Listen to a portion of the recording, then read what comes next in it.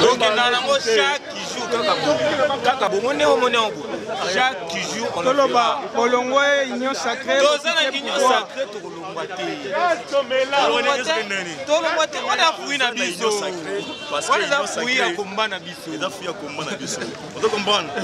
Président Félix à Nairobi, il avait dit le changement c'est Fayoulou.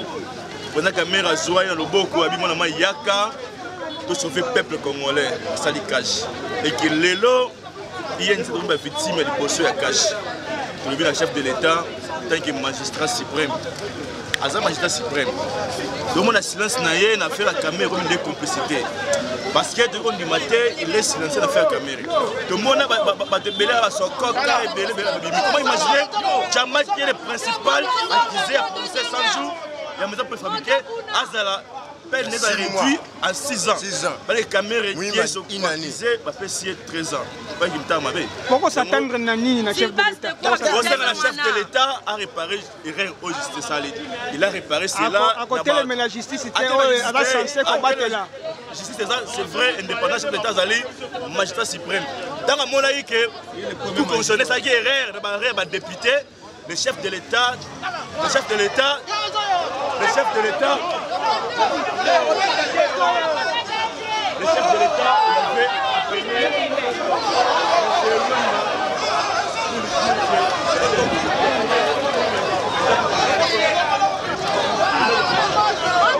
Jamal, alors il n'a pas fait ce mouvement. Et pour ça, les athées, bis le retozelaki na second degré zalaki va considérer ba élément nouveau. Bango moko ba élément injustice ba kiti na Lubumbashi, ba kiti na Mbujimayi, ba kiti par-ci par-là ba PV de constat ezali. Moi non c'est ça le passé. Biso to considérer injustice a mis balé au ba uti ko infliger na président na biso. Ndenge kaka secrétaire général ya parti ya lobby mon mboka Billy Kambala lobby à partir ya vendredi. La mesure barrière est à l'Ibisoté, Corona est à l'Ibisoté, parce que tout le monde, Kabouya, n'a pas de nouvelles qui quittent, il y a autant de sabat Corona est athée. Bisopé Tolobi, à vendredi, tous ceux qui sont en terrain, tous ceux qui sont mobilisés, pour tout parer, où tu as une injustice, où tu as infligé le président Nabiso. De deux, tu as un mandataire, il y a UNC Nyonso. Ndenge allié na biso Tikoloba, oh Nyonso, a qui responsabilité, ministre, mandataire, conseiller. Vous avez qui responsabilité grâce à UNC, nous c'est la à 14h awa, pas avoir orientation à Sika parce que awa, ton animation est justice. Union sacrée ou union sacrée, t'es plus sur la justice. Union sacrée, tu vas fondateur nango. Nana éviter que pouvoir y a Tshisekedi outi na Nairobi. Pour qu'il me paye bien. Donc union sacrée ou cache ou pas. Le mandataire a une situation là, on orientation à Sika. Oh non, ça retourne sa terre à Zana Bissot. Donc, message est clair, message est simple. Il y a toujours bien dans la jeune sur l'INC. Si quand on Bazali, pas à la début, parce qu'à partir de vendredi, Bissot n'a pas moto et Bana Balabala. Donc, message à Milaï Milaï Zaté. Il n'y aura plus de déclarations comme vous avez prévu. Déclaration Zaté Neko. Pour contester le lobby, injustice et salami, tous ceux qui sont à Balabala. Pour profiter, comme nous sommes les gars de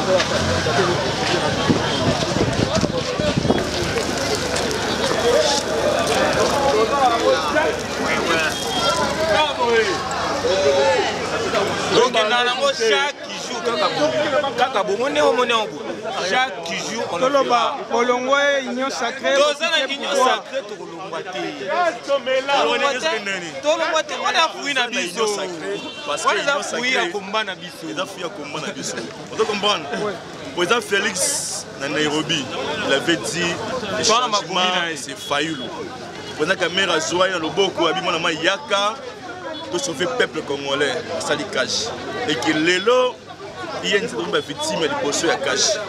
Pour le chef de l'État, en tant que magistrat suprême. Azam magistrat suprême. Donc mon silence naïe n'a fait la caméra comme une complicité.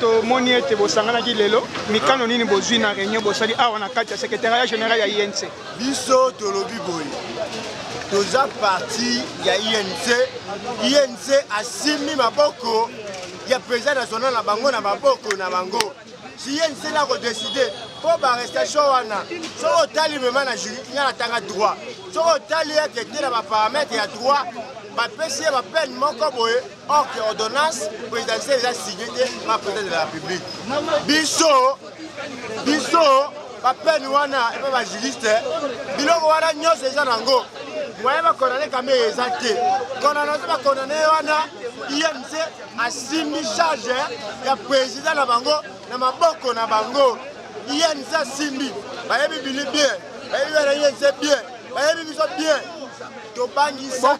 bokokana kosala nini alors biso tosimbi nde charge na biso na maboko toza na balabala. Merci beaucoup.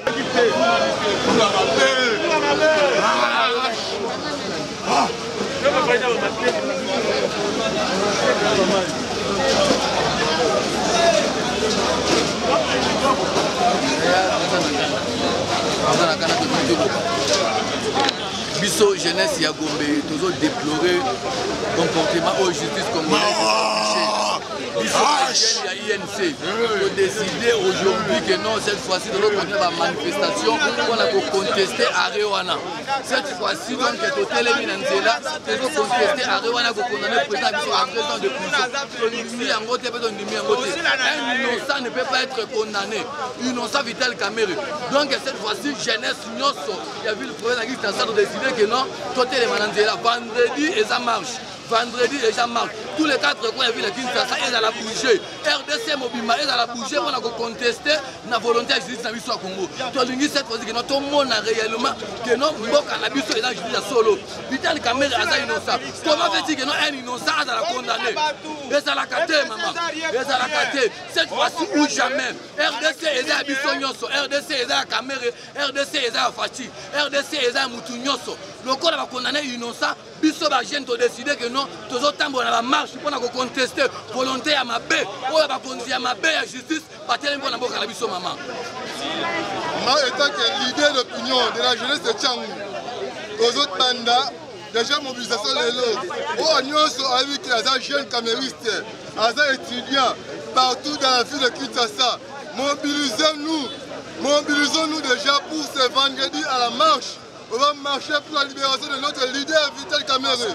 Oh, nous sommes des étudiants de toute l'université, de toutes les études supérieures, de toutes les écoles supérieures. Tous se mobiliser vendredi, tout dans la terrain de fall. Tous allons les belés massivement. Mobilisons-nous. D'accord, est-ce que aux autorisations à marche voilà. Donc on informer le gouverneur de la ville où Azali Jatini Mobila parce que la constitution de son Ningisa l'a informé et non la autorisation madame. bokanisi ke tour oyo ba marche bokosala ekosala na motuya parce que bosalaki ba marche mais ba condamné kaka na marche. Biso peut refaire libération ya Vital Kamere na ba marche état que ba jeune état que ba za énergie ya kokunda ba pona maintenance ya pays oyo na elongola Kabila face ya Kabila na mura na ye. Donc biso ba jeune au tellement au cicaté jusqu'à la libération de notre Vital Kamere qui est notre leader. Merci.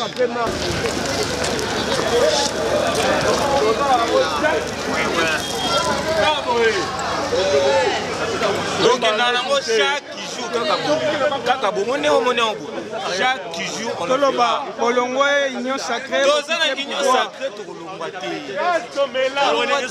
tolongwa te on a fouillé na biso parce que on a fouillé à combat na biso on doit comprendre président Félix na Nairobi il avait dit c'est Fayoulou président Kamere azwa na loboko abimona ma yaka de sauver le peuple congolais, ça dit cash. Et que l'élo, il y a une victime de poisson à cash. Pour le chef de l'État, tant que magistrat suprême. As un magistrat suprême. Le secrétaire général, M. Billy Kambale et Raston, excellence honoraire de la jeunesse, commandant des bataillons d'élite de l'Union pour la nation congolaise, dévoué à Vital Kamerhe, va pouvoir dans quelques heures nous donner des orientations dures, dramatiques, draconiennes, parce qu'ils ont dépassé la ligne rouge. On avait demandé à Pilate de ne pas laver les mains pour le cas de Kamerhe. Ponce Pilate l'a fait. Il nous a trahis et nous allons en tirer toutes les conséquences. Monsieur, revenez après 14 heures, je vous dirai qui est Ponce Pilate. Les noms seront cités. La ANC fait toujours partout de l'Union sacrée. Madame, à 14 heures, je vous dis, nous avons promis, nous n'allons pas badiner. La nomination de Billy Kambale a été un signal fort. La nomination de mon humble personne pour accompagner les associations qui sont une force déterminée. Au Sud Kivu, au Nord Kivu, à Goma, à Walungu, partout. Je voudrais vous dire que ce sont ces forces qui sont sur terrain nuit et jour. Et tous ces hommes sont derrière moi et avec moi, nous tous ensemble, derrière le président Kamerhe. Ce verdict est pour nous encore moins qu'un papier de toilette utilisé. Nous n'en tenons pas compte. Il ne s'agit pas d'un procès.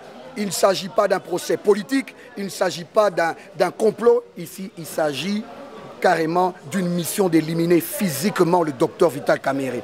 Ça, c'est la haine pure et simple, viscérale. Et nous allons nous lever.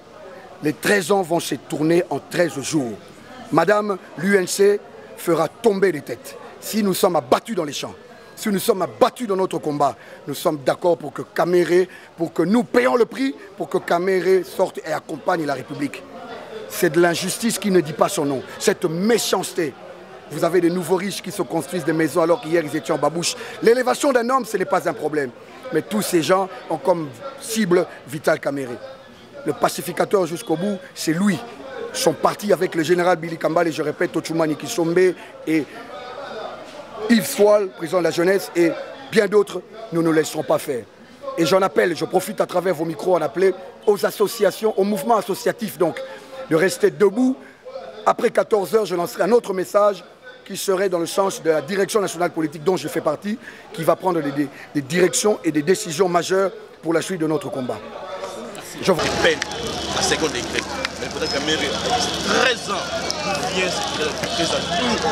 Les juges de cour d'appel ont tiré ces 13 ans-là. C'est l'INC qui ont envie de manifester pour dire au chef de l'État de pouvoir réparer cette injustice. Parce qu'il l'a fait à l'époque, les cas des députés nationaux invalidés. Le chef de l'État avait appelé le président des fonctionnaires, M. Peno Lomba, à l'époque, pour dire de pouvoir aller réparer les règles de la justice. Et ça a été fait. On a vu les députés nationaux qui ont été invalidés par la Cour être réhabilités. Pour profiter, comme nous sommes les gars de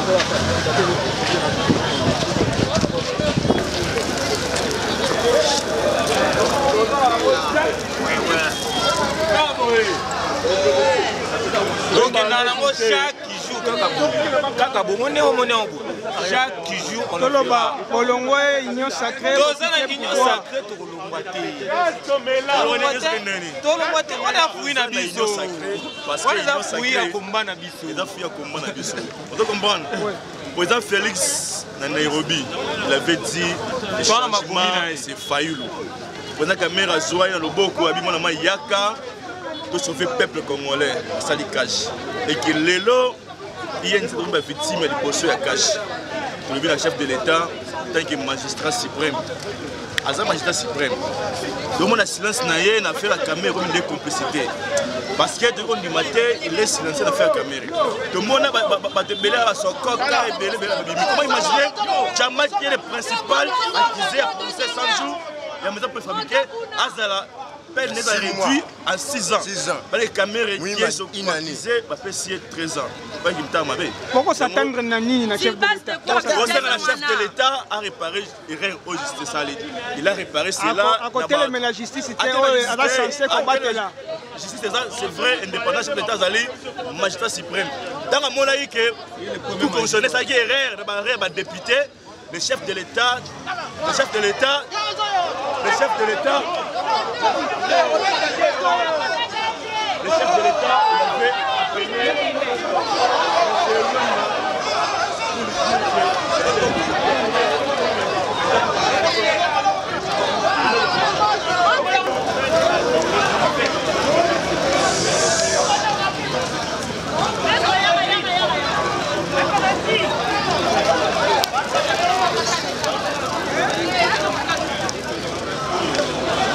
va profiter comme nous sommes le gars de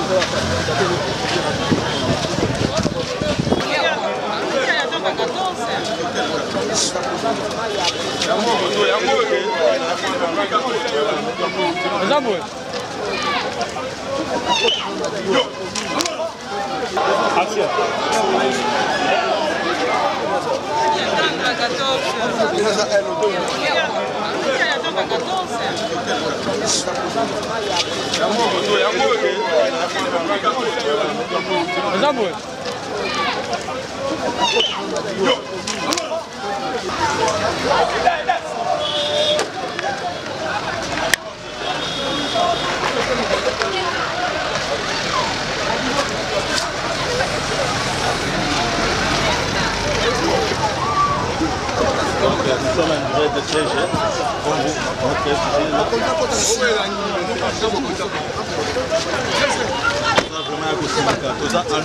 en direct de siège, nous accueillons.